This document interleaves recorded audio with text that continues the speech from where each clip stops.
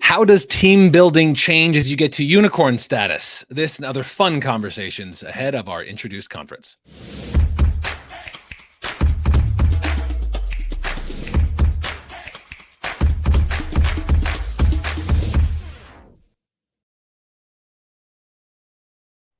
Hey, I am Chris Wink. I'm the CEO and co-founder of Technically, a news organization that serves a community of technology professionals. Ahead of the Technically Introduced conference on Thursday, May 12th, we're having conversations with leading CEOs, entrepreneurs, and HR pros about building teams and the wild world that is company growth in and around a pandemic. Today, I am joined by Tristan Handy. He's the founder and CEO of DBT Labs, distributed data transformation company. We've covered them from a handful of people to the more than 250 people they are today, fresh after 222 million Series D earlier this year of 2022. Tristan, thanks for being here. Yeah, thank you for having me. We just missed announcing the raise from February 22nd, 2022. Oh man, Tristan. By 2 days. Tristan. It would have been perfect. Tristan, the years I've known you, I've kind of always associated you as a calculating, savvy, thoughtful man, and you blow the February 22nd. Screwed it up. Unbelievable. So my time with you is always preciously too short. And there's a lot of ground that I want to cover. You have, and your company and your team have gone through a really remarkable last few years. So we want to talk a little bit about what lessons other founders, entrepreneurs, HR pros can learn, and a couple other things I want to dig into. But here's something that I always like hearing people talk about. Data transformation. You are in a category that has radically changed in the last couple of years, but I gotta believe there's an aunt, there's an uncle, there's a parent, there's a grandparent, there's someone who has no damn idea what you do. I would love to hear, how might a more distant family member describe what DBT Labs does? What does Tristan do? It's not even clear that anyone in my family does know how to answer that question. I think that they would say that I do stuff with data, and that the advanced ones might say like it has something to do with the cloud. Wow. All right. Well, that's pretty savvy. Yeah. That's not so bad. Do you want me to do the version that's like, please? It's okay. So the past decade has seen the rise of the cloud data warehouse, Amazon Redshift, Google BigQuery, Snowflake, etc. And so now everybody's putting their data in a centralized place in the cloud. It can compute huge volumes of data, store of huge volumes of data, but that means that it's a big mess, and you load a bunch of data into it, and you actually need to organize it. You need to like create meaning out of it so that you can actually derive business value. And that's the thing that people use DBT to do. It's like we think so. We have been helpful in creating this new category of employees called analytics engineers. So people who essentially are librarians for this data warehouse. They like make sure that the books are organized in a way that like people can find them, and it turns out that if you just throw all the books in the library in a big pile, like it's actually not very useful.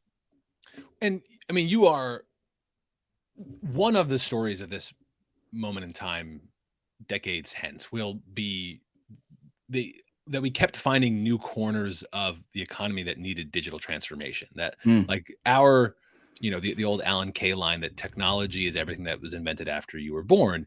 Technology doesn't mean software. It just means software in our moment, because we've been continuously going through these iterations of the Dewey Decimal System is technology. Yes.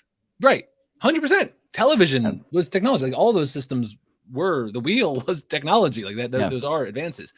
But we are very software and data tied right now, because we're in a transition where we keep going through new industries. And some of what you and others have found success is when you kind of unexpectedly find, oh, there's a giant hole here in a need that does create business value. And that's some of what the last few years from afar, I've understood the DBT journey has been, that you found this segment and how big and necessary it is. So the thing that's been surprising to me, so we started off as a company called Fishtown Analytics. We were a consulting company. We started off, it was just me, and I kind of assumed that it was going to be just me forever. The thing that I was convinced of is that I wanted to go out and I only wanted to use these tools that at the time were quite new in the 2016 time period. And but I felt like there was this one missing piece, and that is the piece that like eventually DBT has stepped into. But the first versions of DBT were just like, what's the simplest possible thing that I could make to like fill this hole? And I actually didn't think that other people were going to want to use a product that was shaped exactly like I wanted to use. And so I was like, look, I'm very effective at doing data stuff with this tool. And so the best way for me to make money off of that is just to sell my services as a consultant. And it turns out that I'm not the only data person who is interested in becoming more technical. And so DBT has made sense for more and more and more humans over time. It asks data people to learn all of these technical skills that historically data people would not have known how to do. Things like, using the command line or expressing all their work in code using Git, this kind of stuff. But it turns out that more people than I had realized wanted to work like that. As part of that journey, you've gone from, as you noted, you to 250 or so employees, teammates, what have you. You did not, as many founders we speak to do, you did not set out to say, I am from day one attempting to grow a fast growth company that will raise a $250 million in a single financing. That's not where you started. So maybe talk a little bit about your journey and how you might represent how the founder to CEO transition has to happen. What does that mean for team building? How have your responsibilities shifted from picking up the tacos on Taco Tuesday a few years ago to where you are now? What's that been like, and what might others need to know about that journey? I think that too many people start companies because they're chasing after some version of success that has been defined by somebody else. And the reason that for a very long time we did not raise money is that I think that, especially in the early days, founders and investors' interests are misaligned. For me, selling a company for $10 million is completely life-changing. I don't need any more money than that in my entire life. And if you, as an investor, ask me to, in these early days, before I even know what this company is going to be, ask me to optimize for a $1 billion plus valuation, you're actually just limiting my chances of success of like hitting this much more modest goal. And so I wanted to preserve my own ability to define what success looked like. And it was only after we had built this community of 1,000 companies that were using DBT, and we had observed this like organic growth line, 10% of growth every single month for 3+ years, that I was like, you know what? I think that this is persistent, and that we should actually invest behind it. And that does reduce your set of options, but we needed to do that in order to actually invest behind the product and the community in the way that it really needed at that point.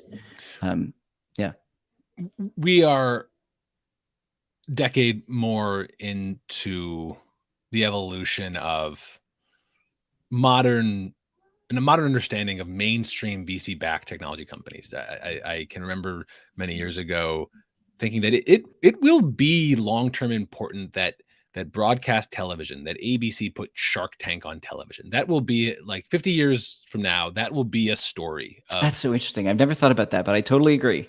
Right? That's crazy. If you pause for a moment, they're doing a business plan pitch competition on a prime time slot that's done very well.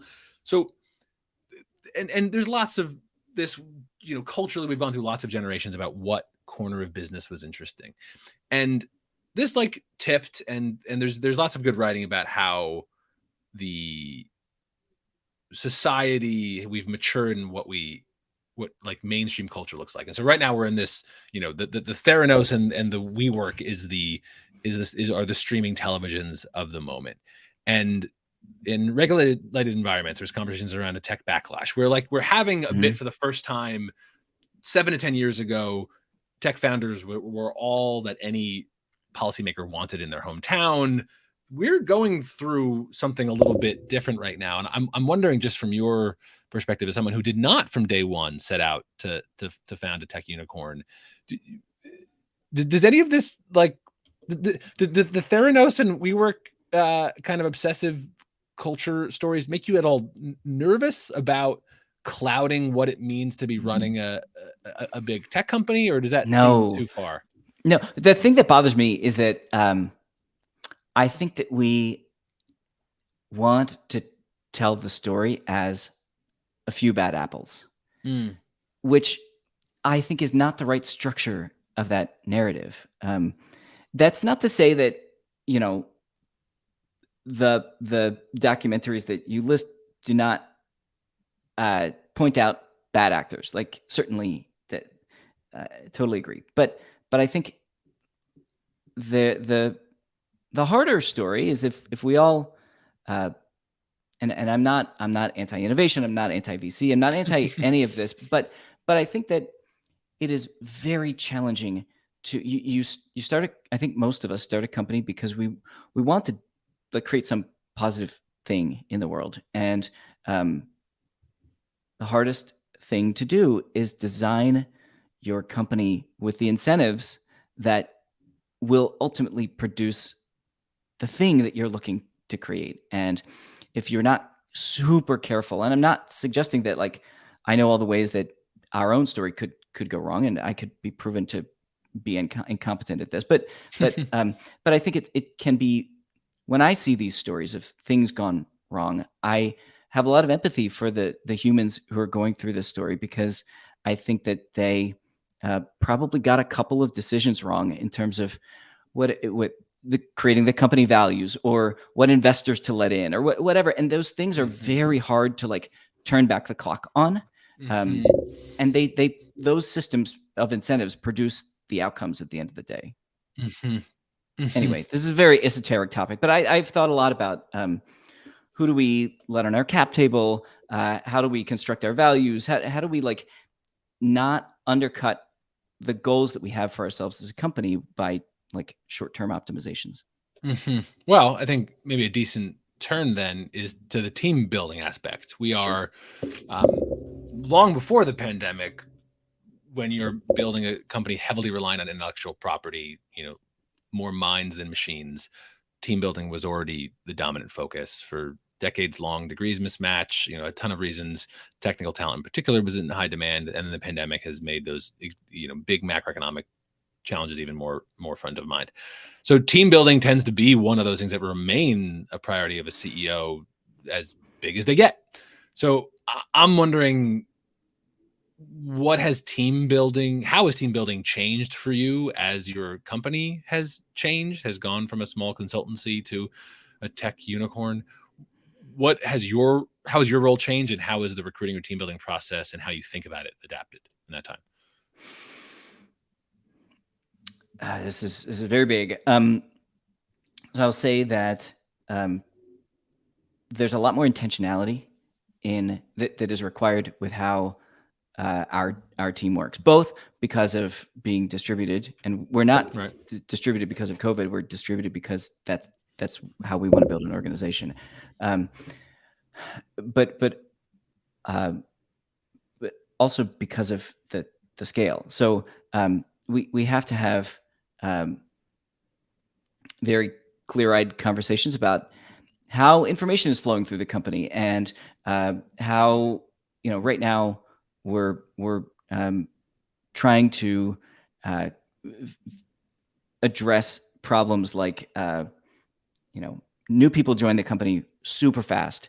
We have a lot of documentation. We use Notion for our internal system of record, and even if there is information inside of Notion, it's not always easily findable. And So then like you have all these new people join, and we've invested all this time to like write up documentation, then they can't find it. And so it gets very chaotic. So just making sure that we have ways of making sure that the right information is accessible by the right person at the right time turns out to be like quite challenging. Whereas previously you could really rely on just kind of like rough dissemination through the ether within an office. But the good thing about all of this is that we get to be intentional. We get to design our company and not just like kind of let it happen to us. We also get to hire people who, so I grew up very close to York, Pennsylvania. I was right on the other side of the line into Maryland. And York, Pennsylvania is not a big place. And it makes me super, super happy that like, I don't know, it was a year and a half ago or something like that. We hired a software engineer in York, Pennsylvania. Because like there's literally in the entire history of York, I can't imagine there's like a Silicon Valley style company that's like been located inside of York and had those kinds of opportunities. And so it really brings me a lot of joy that we have. So we do have more people than San Francisco is now our biggest city from a like employee count perspective, which is fine. There's a lot of great people in San Francisco, but we also have a tremendous number of people in like dotted all over the place in places that like they would not have been able to be employed by companies like ours in the past. Do you think that's net good to distribute out technical talent rather than concentrating them in hubs? It's funny. At first I had to ask myself, why would you? To me, it seems so obviously good, but I can imagine why you could take the opposite side of that. But I think a lot about okay, if you talk about the heyday of the American economy, maybe you're talking like in the 50s, and it was a lot of it was manufacturing driven, and it was in towns like Schenectady, New York, and you know, I'm just using that as an example because there's a big GE plant there, and I used to live there for a little while.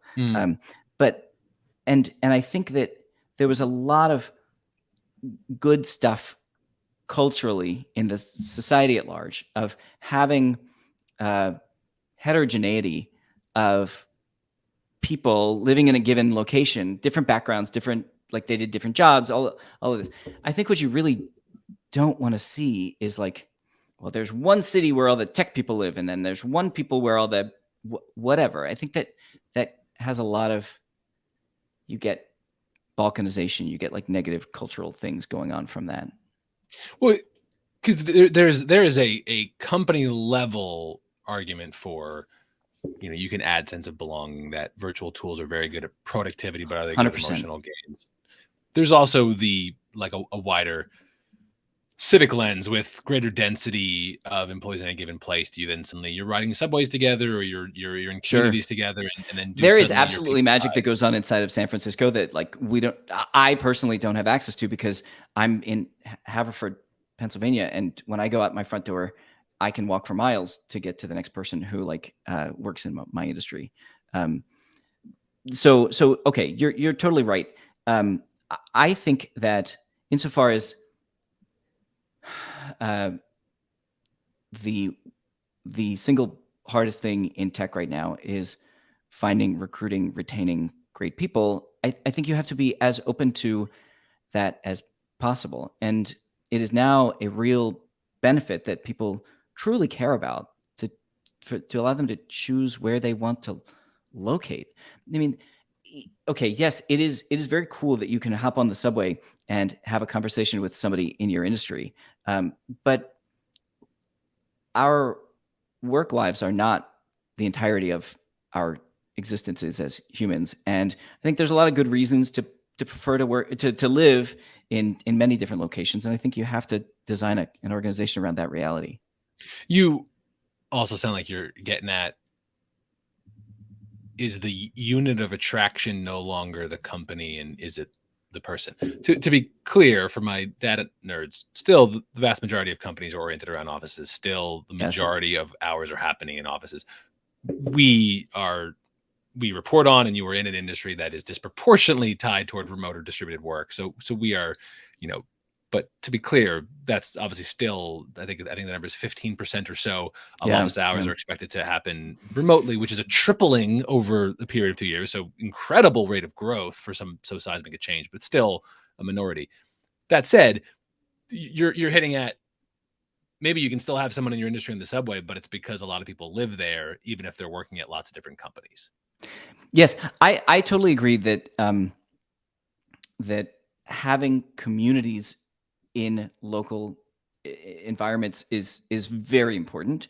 I just don't know that it needs to be based around a company that has a massive office there. We are very community driven company. We DBT has grown via a vibrant open source community, and we do a lot of local, like place based work in activating that community. I think that what we find is that certainly once you have existing relationships, those relationships can go virtual pretty effectively, but forming those new human connections is just far, far easier, more effective to do in person. And so we try to create those opportunities in our community to bring people together so that they can then, be more distributed. Do you think post-pandemic there is still, it will be important that there is a DBT community in Berlin, Atlanta, Philadelphia, SF? Like, do you think the people still end up having some geographic tie, even if 100%? Yeah. So open source tools, certainly there's like an affinity between the community members and the tool itself, but there's also the communities take on certain characteristics. And if you're both using the same, if two people are using the same tool, then they tend to also share other things. They have similarities in how they work, and so they want to exchange best practices. They want to. It's a relationship that goes further than the tool itself, and we absolutely find that those types of human relationships need to be solidified and periodically renewed at in-person events. So we're actually, our big, we wanted to do an in-person conference. We called it Coalesce. It's a SQL keyword to like bring together. And then the two Coalesce events that we've done were actually all distributed. Go figure. But the one that we're doing this year is we're going to do it hybrid. We're going to have a big central location, and then there's going to be satellite locations so that people from all over the world they can like focus on these like geographic communities. You mentioned there a couple times building a community. DBT is often put in this category of community company. It's maybe something of a trend, the idea of community as moat. You identify in this way. How has that? Are there any tangible ways in which you've grown your company differently than you think you would have if you hadn't identified as a community company in this software trend? Oh, geez. I don't.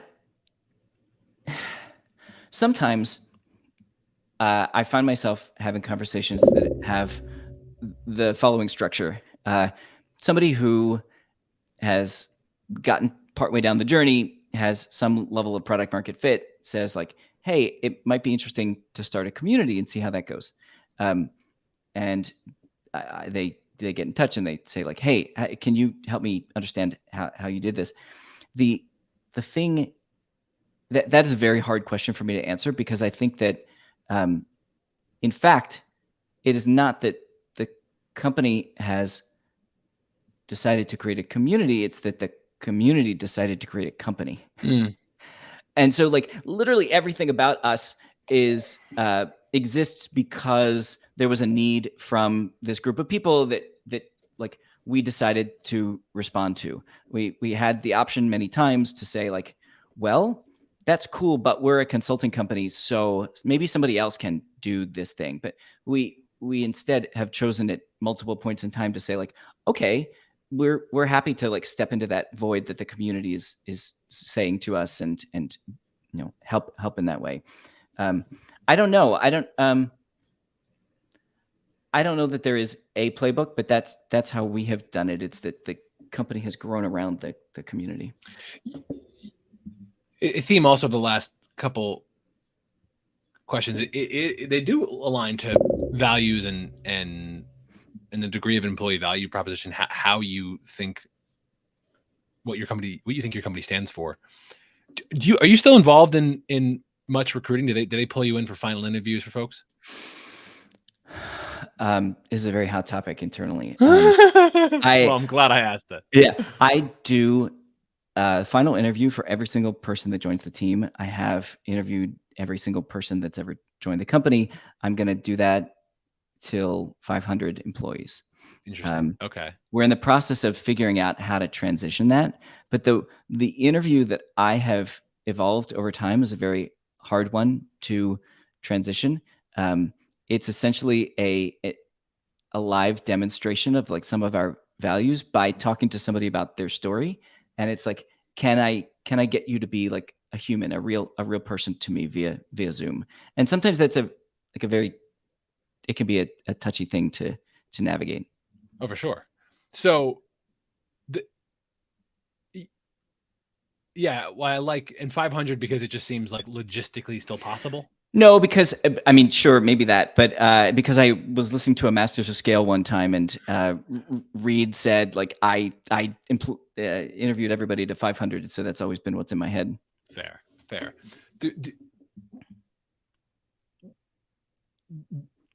What do you have advice for, like, would you advise everyone to follow that? And is there something that you do think you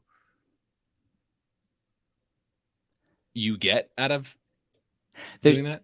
There's something that I get out of it. There's something that I think it communicates some things to people on their way in, because I do it with every sales development representative, every like software engineer that comes right out of college. I think it demonstrates that they actually matter and they get the same experience as like a director level person that we brought in from some big deal company. And what I am at the same time like making sure that they are able to show up as a real person. One of our values is humanity. We are human. So I'm validating that they can show up in this way. But in return, I'm everyone that joins the team ends up sharing some reasonably personal stuff about themselves. And my goal in that moment is to be an empathetic listener, to like prove to them that like I take their story and their experiences seriously. And I think that that's oftentimes a very unusual thing to have the CEO like really like hyper focused on you and your story. So that like there have been times at the end of that call where people have like let out this big sigh and say like, I feel like I can skip my therapy session this week. But it's just and so it becomes this like neat cultural touch point that like everybody in the company has been through this process, and so it creates a pretty wonderful shared experience to have everyone bond over. I don't. It's not that like I recommend that everybody do this. That's not my. This is like unique to us and our values and everything. But I will say that I think that having exposure to the founder and CEO long into the company's journey for every hire, I think matters a lot. And I think that you should think hard about like the unique experience that you are delivering to your candidates when you are having them spend all this time with you. And what is it that's different about the experience that they will have with you versus everyone else? How would you sell someone you were involved in recruiting on why DBT is the right bet worth making? So we have maybe two things that are certainly we talk about product and vision and where all that's going to go. But I think everybody has that, and I think that generally tech over indexes on like the reality distortion field, like selling the big vision. And so I think candidates are almost like desensitized to it. So the two things that I focus on are like we talk basically none at all about comp because we list all of our comp publicly. It's like in the job posting, there's like a very tight range, and you know all that before you even apply. And then which is still like surprisingly rare and should not be rare. Everyone should do that. The other thing is that we have an unbelievably high employee NPS score. Like, and we do engagement surveys once a quarter, and the last engagement survey that they're always like completely unreasonably high.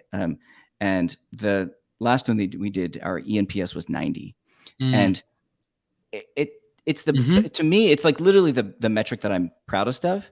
And it turns out that most people really want to work in a group of people that likes working together, and I think that metric most closely captures that dynamic. Well said. I'm going to lose you here in a minute. So a couple little ones. One, here's a fun one. I have, in the course of reporting on various tech companies in the world, I have heard at least more than once a fun bit of rumor that there's a story. So you alluded to it earlier that your company was originally called Fishtown Analytics. And so for those not familiar in Philadelphia, where you started this company, Fishtown is also the name of a neighborhood that has changed quite a bit. It's very buzzy commercial corridors, has cool bars and restaurants, among many other well-loved traits. Full disclosure, I'm calling to you live from Fishtown. But there's this rumor that I've heard more than once that in the early days of, at that point, Fishtown Analytics, getting off of an airport in Philadelphia International, that there was someone in your cap table, some early investor, some partner is getting off a plane, and they overhear for more than the first time people talking about this buzzy, hot Fishtown thing. And that this investor, not knowing that it was also a neighborhood name, came to assume it was about the company they would later meet, Fishtown Analytics, and it deeply informed their perspective of how buzzy this company is. Do you know this rumor? And is there truth to this? Did the early Fishtown Analytics hype come from hype around a neighborhood and an investor mishearing in an airplane? I have no knowledge of this. This is this is the first time that I'm hearing this. I can't say that it's not true, but the funny thing is, DBT became like reasonably widely known in New York and San Francisco before anybody in Philly had really ever heard of us, and so it felt like we were this tech company in Philly that Philly didn't even know about. It was deeply sad to me when we changed their name away from Fishtown Analytics to DBT Labs.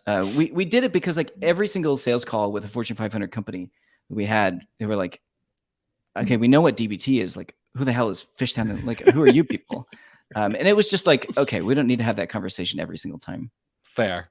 All right, I'm going to lose you. So maybe final words to an audience of other founders, of Tristans of the future, HR pros, people who are growing companies or thinking about it, even the technologists who work in this work.